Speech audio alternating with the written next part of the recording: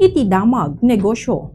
Pinapigsa ti Sugar Regulatory Administration ti kampanya kontra iti red stripe soft-scale insect kadagiti pagmulaan ti unas babaen ti adada panakaarama ti chemical spraying drones ken panakailatang ti 35 million pesos tapnon masakupan ti 25,000 nga hektarya dagiti apektado a pagmulaan.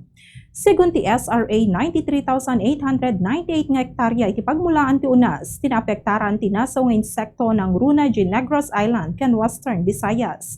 Mangtedmet ti Department of Agriculture ken Department of Social Welfare and Development iti 10,000 pesos nga ayuda.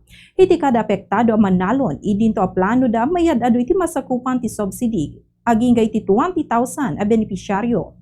Agsagsaganan ti Department of Agriculture ken SRA kadagiti programa para iti direkta pondo nga may patulod kadagiti local government unit ken kooperatiba kastapayan iti pandakailatang dagiti lokal nga laboratory para iti biological pest control tapnon malapdan ti sumaruno nga infestation.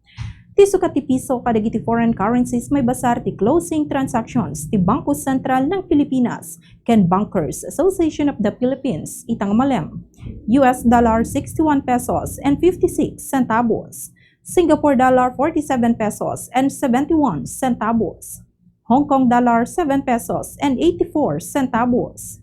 Euro 70 pesos and 49 centavos ken Saudi Arabian Rial 16 pesos and 38 centavos. Daytoy ti damag negosyo para iti Bombo News and Views.